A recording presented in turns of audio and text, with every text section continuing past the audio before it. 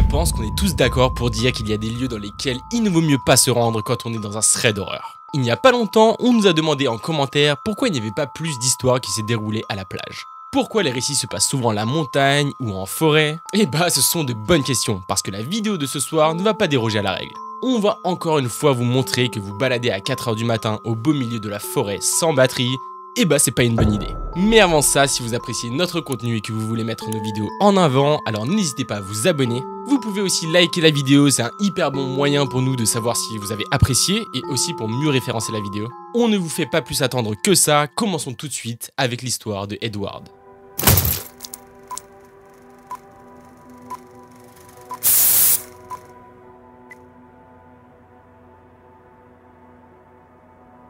On vous prévient, ce premier thread d'horreur n'est pas drôle du tout, car dans ce récit, le jeune Edward va tomber sur quelque chose en pleine nuit qui le changera à jamais. Et tout se déroule dans la petite ville de Sainte-Julie au Québec, et d'ailleurs big up à tous les Canadiens qui nous regardent, vous êtes des grands oufs. Il ne nous précise pas vraiment son âge, mais on comprend qu'il a à peu près entre 10 et 15 ans, oui c'est une grande fourchette, mais vraiment n'en sait pas plus. Par contre, on apprend qu'il vit tranquillement avec sa mère, son beau-père et ses 2 demi-frères. Et franchement, leur cadre de vie est assez sympa, leur maison est assez spacieuse, ils ont beaucoup d'espace. D'ailleurs, dans celle-ci, il y a un grand sous-sol vraiment cool que Edward apprécie particulièrement, enfin pour l'instant. En fait, c'est un sous-sol aménagé avec une chambre, une cave, mais aussi un atelier et une grande pièce où le jeune ado passe beaucoup de temps. Bref, maintenant qu'on sait tout ça, passons à ce jour qui a littéralement bouleversé sa vie.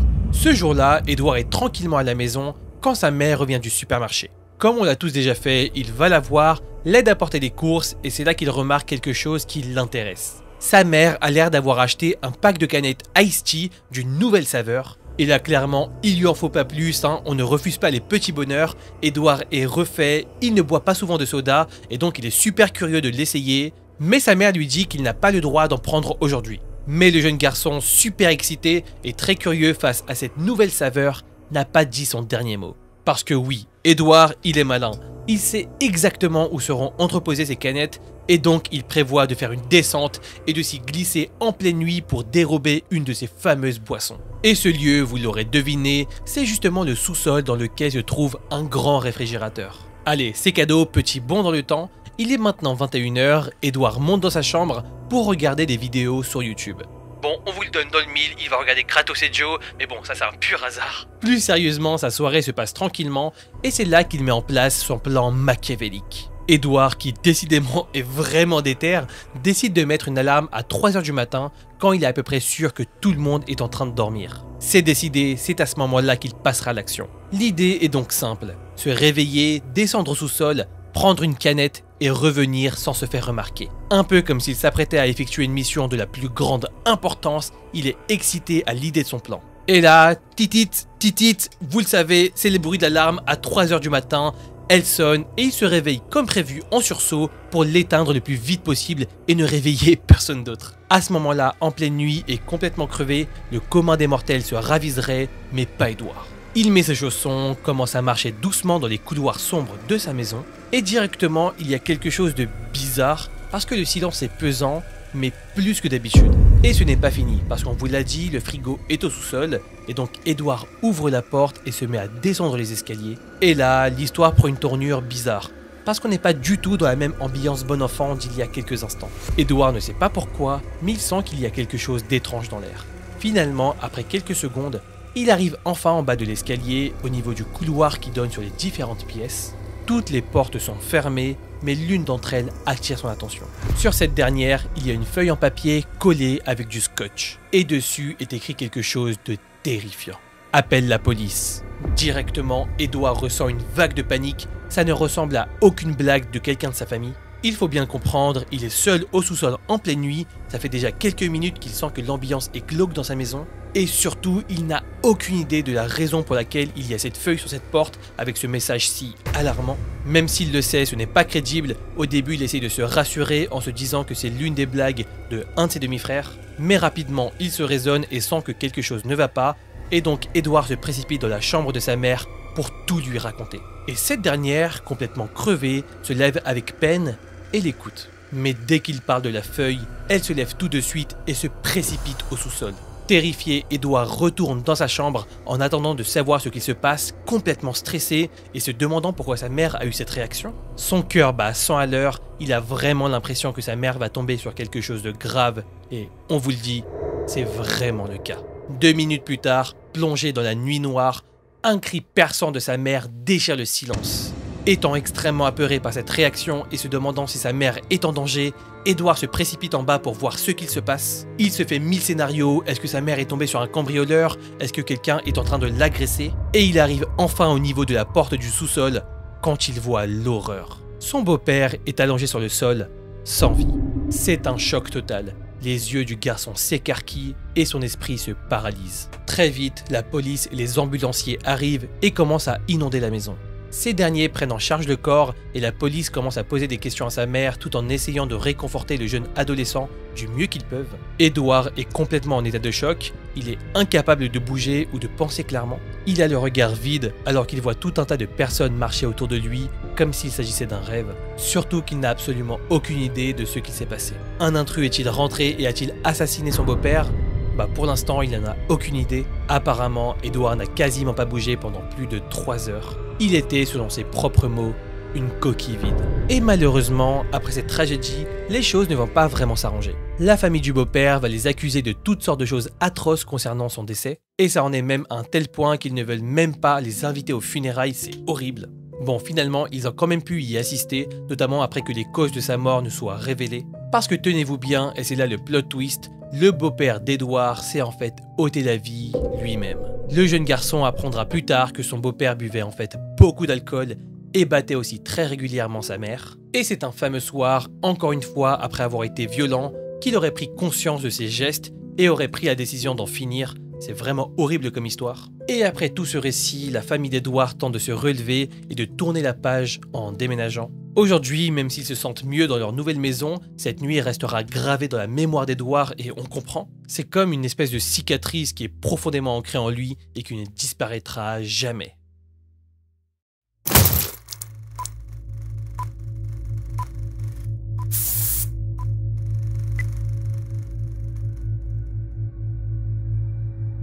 Imaginez vous retrouver seul dans un pays que vous ne connaissez pas avec la dernière personne que vous auriez voulu croiser au monde. Eh bien, vous allez pouvoir le faire via l'histoire de Jeanne, une jeune femme de 23 ans. Et justement, quand elle raconte son histoire, elle vient juste de rentrer de son voyage en Allemagne. Elle a donc un peu de temps pour réfléchir à son voyage et surtout à ce qui s'est passé lors de sa dernière soirée à Stuttgart. Jeanne avait passé environ 2 semaines à voyager à travers l'Allemagne pour suivre l'Euro 2024. D'ailleurs, n'hésitez pas à nous donner vos pronostics en commentaire pour le vainqueur de cette année. Jeanne est d'origine écossaise et franchement, même si elle a voyagé seule, elle ne s'est jamais vraiment sentie isolée grâce à tous les autres fans écossais venus pour les matchs. Clairement, ils étaient partout. En fait, elle se sentait en sécurité entourée de ses compatriotes. Pendant tous les matchs qu'elle a vus, l'ambiance était festive et ça, elle ne s'en lasse pas. Enfin, jusqu'à cette fameuse dernière nuit. Tout commence de la même manière que toutes ces autres nuits jusque-là. Jeanne est seule et rapidement elle se fait repérer par un petit groupe de personnes qui lui demandent avec qui elle est. Quand ils apprennent qu'elle n'est pas accompagnée, ils la complimentent sur son courage de voyager seule et l'invitent à les rejoindre. Elle passe la soirée avec eux, boit, célèbre, etc. Malheureusement, ce soir-là, elle a aussi légèrement pleuré après la défaite de l'Écosse, mais bon, l'important c'est de participer. Déterminée à profiter de sa dernière nuit, Jeanne dit au revoir à ses nouveaux amis, drape son drapeau écossais autour de ses épaules et s'en va. En fait, elle part à la recherche d'un bon endroit pour s'amuser et danser avec des inconnus qu'elle ne reverra jamais. Elle rencontre quelques personnes et puis, alors qu'à un moment elle est toute seule, elle tombe sur un gars. Ton sac, il est plus grand que toi ? Où il est ton copain pour le porter pour toi ?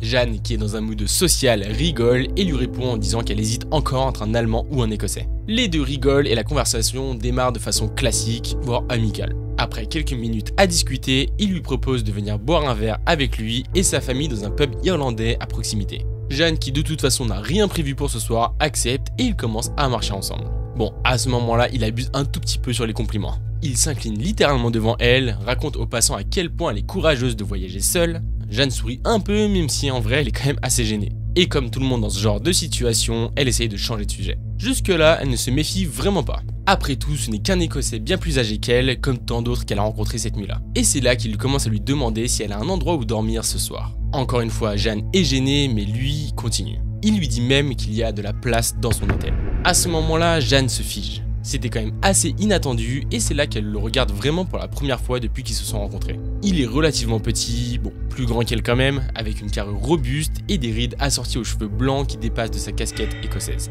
Il commence à expliquer rapidement qu'il sait que c'est normal qu'elle soit prudente à ce sujet, mais qu'elle peut lui faire confiance. Il essaie aussi de la rassurer en disant qu'il ne la forcerait à rien, encore heureux d'ailleurs. Jeanne rigole nerveusement alors que tout l'alcool qu'elle a bu semble disparaître d'un coup. Et en fait, à ce moment-là, Jeanne ne prête plus vraiment attention à lui. Elle commence à observer ses alentours. Ils sont toujours sur la rue principale, mais la foule se raréfie au fur et à mesure qu'ils avancent. Elle décide donc de revenir à un sujet un peu rassurant qui est celui de sa famille en lui demandant où il se trouve. Et lui, il répond qu'ils sont toujours au pub dont il parlait tout à l'heure. Et pendant que l'homme lui parle, elle continue de réfléchir.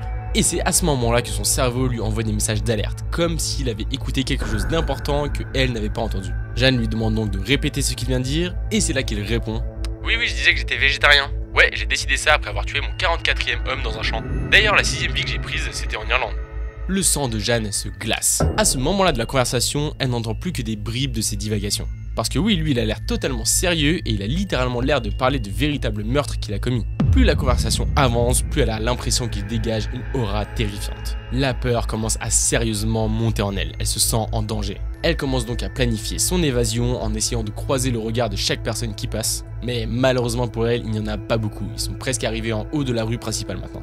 Et alors que maintenant toutes ses pensées sont focus sur le fait de partir, elle l'entend dire « Eh, pourquoi t'es si tendu d'un coup ?» Ces mots la ramènent tout de suite sur terre. C'est comme si d'un coup il ne faisait plus semblant et montrait sa véritable nature.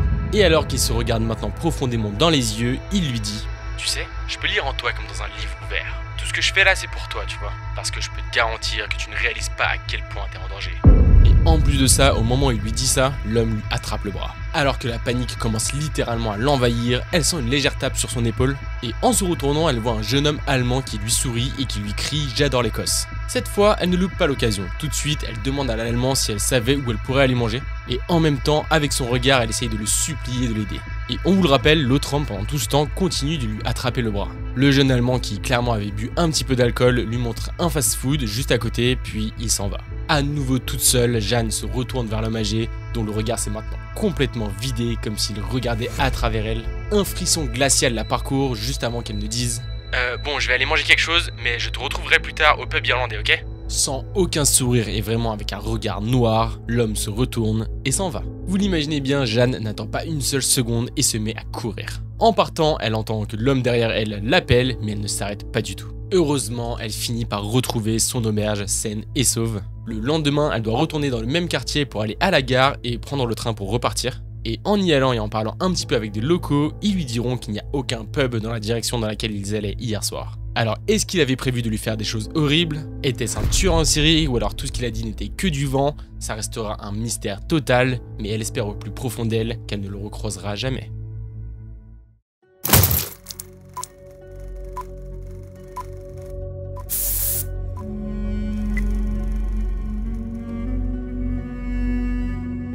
Petite question pour commencer. Est-ce qu'on est d'accord que se balader en forêt dans un thread d'horreur, ce n'est jamais une bonne idée? Eh bah tenez-vous bien parce que l'histoire qu'on va vous raconter maintenant ne fait pas exception. Petit contexte, nous sommes en été 2021, alors que Thomas et ses amis, un groupe de 7 ados de 16 ans, donc 3 filles et 4 garçons, décident de passer leurs vacances dans le sud de la France. Heureusement, les parents de Thomas ont une petite maison en pleine campagne, donc c'est clairement pratique. Le coin est en plus super paumé, genre vraiment, on est ultra tranquille.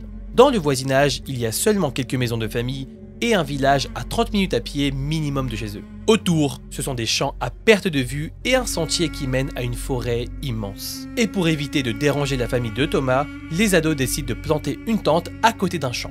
Tout va bien, tout le monde est content et profite pleinement de son été, et vers minuit, une idée de génie leur monte à la tête. Jouer au jeu La Bête Noire dans la forêt. Si vous savez ce que c'est, n'hésitez pas à nous le dire en commentaire, nous on vous avoue qu'on ne connaissait pas du tout. Et pour les incultes comme nous, en gros, il s'agit d'un jeu dans lequel il y a deux équipes, donc les chercheurs et les bêtes noires. Les bêtes noires se cachent dans la forêt et les chercheurs doivent les trouver. C'est vraiment très simple comme concept et en soi ça existe sous plein de versions différentes. Mais la particularité, c'est que lorsqu'un chercheur repère une bête noire, il doit crier « bête noire » et s'enfuir avant de se faire attraper par les autres bêtes noires qui sortent de leur cachette. C'est plutôt simple, non? Bref, maintenant que tout le monde est à la page, la première partie commence et Thomas choisit d'être une bête noire. Planqué dans un buisson, il est selon lui introuvable tellement sa cachette est bien. Le temps passe et finalement, il entend des pas qui se rapprochent. Entre nous, il nous l'avoue, c'est un peu flippant parce qu'il est là, seul dans les bois depuis pas mal de temps maintenant. Et là, il voit que ce sont ses potes qui arrivent disant qu'ils arrêtent de jouer. Thomas les rejoint donc, tout le monde est là, épuisé mais pleinement satisfait de leur partie. Et après ça, il retourne à la tente et s'endorme. Mais maintenant, il est environ 4 h du matin.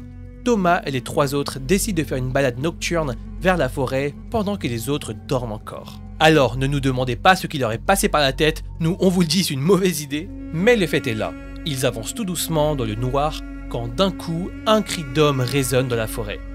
Le groupe de potes se fige, se regarde entre eux et se demande s'ils ont bien entendu la même chose. Mais ça, ce n'est pas le pire. Parce que juste après, ils entendent distinctement des pleurs de bébé. Et dans cette situation, franchement, même nous, on sait pas quoi faire. Parce que c'est ultra flippant, on a l'impression que quelque chose de dangereux se passe, surtout qu'ils ont entendu un cri, donc peut-être qu'il s'agit d'une personne très dangereuse, mais en même temps il y a des pleurs de bébé, donc clairement quelqu'un qui est en danger. Mais pour Thomas et ses potes, c'est la goutte de trop. Les 2 filles qui étaient avec lui filent en courant vers la tente, mais Thomas et Adrien, curieux quant à eux, décident de s'approcher.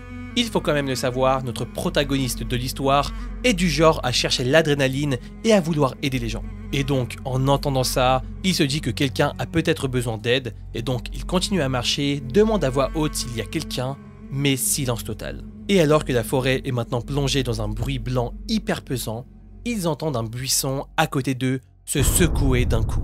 Pris de panique parce qu'on a vraiment l'impression qu'il y a quelqu'un dans ce buisson, lui et son ami se mettent à courir vers la tente parce que là c'est clairement trop comme leurs autres potes. Et de retour, complètement essoufflés, ils racontent tout aux filles qui bien entendu leur interdisent de retourner dans la forêt. Et bien entendu, Thomas et Adrien sont responsables, mais alors pas du tout parce qu'ils y retournent à peine 15 minutes après. Mais arrivé devant cette dernière, Adrien hésite, perd tout son courage et pris d'une méga angoisse, décide de ne pas aller plus loin. Mais Thomas, qui nous raconte cette histoire ce soir, continue quant à lui d'avancer et s'enfonce maintenant seul, sa lampe torche à la main, dans la forêt. Il marche pendant quelques minutes et arrive finalement au niveau d'un tout petit lac. Avec sa lumière, il balaie les alentours jusqu'au moment où il aperçoit une silhouette de l'autre côté. Il décide donc de l'appeler en demandant s'il y a bel et bien quelqu'un.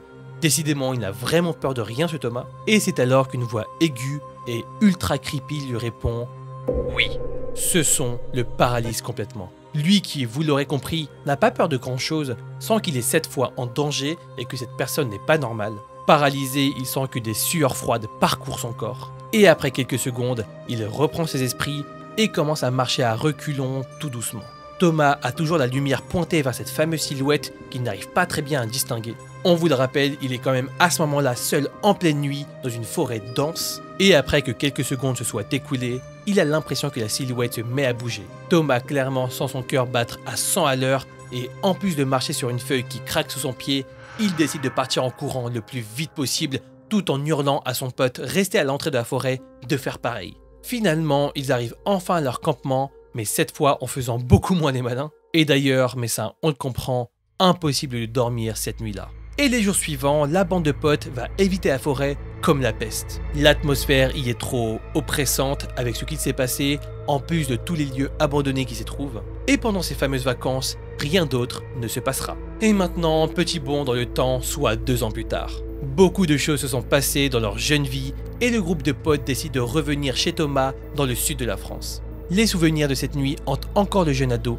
Il a donc une idée en tête qu'il va faire fructifier en pleine nuit vers 3 h du matin alors qu'il n'arrive pas à dormir. Et d'ailleurs, un autre de ses potes est réveillé. Thomas lui propose donc de retourner dans la forêt pour voir s'il continue de se passer des choses bizarres. Mais son ami hésite parce qu'il est complètement flippé, mais refuse finalement que Thomas y aille tout seul, et donc, en tant que bon pote, il décide de l'accompagner. Et on est d'accord, on a vraiment l'impression qu'il cherche la bête noire, sans mauvais jeu de mots. Et alors que 2 ans plus tard, Thomas et son ami pénètrent à nouveau dans cette immense forêt, des choses étranges se produisent. À nouveau, ils sont pris de frissons lorsqu'ils entendent des cris déchirants, mais cette fois, ceux d'une femme.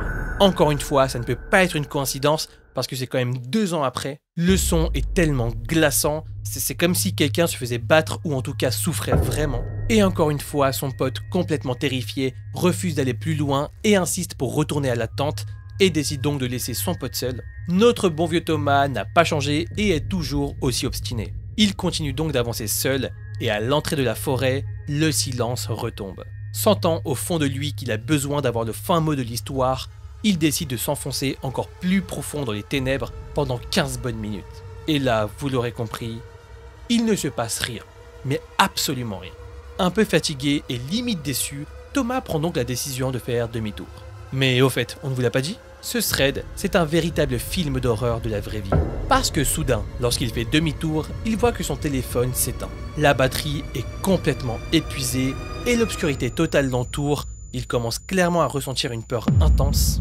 Bon, on est d'accord, il a un peu cherché, mais les faits sont là. Il est complètement seul, à 15 minutes à pied de la civilisation, dans le noir presque complet, sans téléphone ni rien. Et c'est alors qu'il entend à nouveau quelqu'un. Et cette fois, cette personne ne se contente pas de ne rien dire ou de simplement crier. L'individu qui s'approche de plus en plus commence à rigoler de toutes ses forces avec un rire hyper malsain et mesquin selon ses propres termes. À nouveau complètement terrifié et perdant toute volonté d'avoir le fin mot de cette histoire, Thomas n'attend pas une seule seconde de plus. Il se met, encore une fois, à sprinter de toutes ses forces pour rentrer. Mais cette fameuse nuit, les choses se passent différemment. La personne lui court après. Pour le coup, Thomas expérimente la plus grande peur de sa vie parce qu'il ne voit pas grand chose et qu'il essaye au maximum de ne pas se perdre alors que cet inconnu continue de le suivre. Désespéré, au bout d'un moment, il aperçoit finalement la lumière de la lampe torche de son pote à l'entrée de la forêt. On a vraiment l'impression que le scénario se répète, mais Thomas crie de toutes ses forces, demandant à son pote de partir vite car quelqu'un le poursuit. Heureusement, ils finissent tous les deux par regagner la tente, sains et saufs. Et le lendemain, ils prennent une décision drastique, et d'ailleurs, on vous l'avoue, il était temps. La décision est la suivante, ne plus jamais retourner seul dans cette forêt. Aujourd'hui, de l'eau a coulé sous les ponts, et Thomas, qui a bien tenu sa résolution, se demande quand même ce qui a bien pu se passer dans cette forêt pour qu'à chaque fois qu'il y aille, quelque chose de terrifiant se produise. Ce sont malheureusement des questions sans réponse, mais qui hantent encore son esprit. Ces nuits-là, il a eu sa dose d'adrénaline et de peur qu'il recherchait tant et qu'il n'oubliera pour le coup certainement jamais. Et voilà, c'est déjà la fin du thread d'horreur de ce soir. J'espère qu'on a réussi à vous convaincre de ne pas vous balader en plein milieu de la nuit dans la forêt. Comme vous avez pu le voir, c'est sans doute le meilleur moyen pour vous de tomber sur des gens bizarres. Même s'il faut avouer qu'il n'a quand même pas eu de chance le Thomas de la troisième histoire. Bref, c'est tout pour nous ce soir, mais ne vous en faites pas, on sera de retour dans 3 jours pour 3 nouvelles histoires bien flippantes. Et si vous en voulez encore plus, eh bien n'hésitez pas à nous rejoindre sur tous nos réseaux sociaux. Vous y trouverez plein de contenus additionnels, dont des histoires courtes mais flippantes ou alors assez incroyables. N'hésitez pas bien entendu à vous abonner à la chaîne, à liker la vidéo, c'est vraiment hyper important. Et voilà, nous c'était Kratos et Joe et on se dit à la prochaine pour une nouvelle vidéo. Ciao. Adios, ça c'est sa main, c'est la main de Kratos. C'est une fin de tournage. C'est bon. Allez, on va être efficace. Allez, on va faire les choses dans l'ordre. Donc, on va commencer par l'intro. Du coup, vu qu'on est dans l'ordre. Ah putain. Oui, on est d'accord. T'as l'impression d'être dans la fiction là qu'on a fait ensemble. Oui. Bref, c'est tout pour nous ce soir, mais ne vous en faites pas. Bref, c'est nous pour tout. Et puis voilà, c'était Kratos. Maintenant, toujours pas, c'est pas moi Kratos du coup. Et puis voilà, c'était Kratos et Joe... Kratos, excuse. C'est ce qui est arrivé à Jeanne, une jeune femme de 23 ans lors de cette dernière... Mais par contre, moi c'est avec ma pensée que je fais défiler les prompteurs là.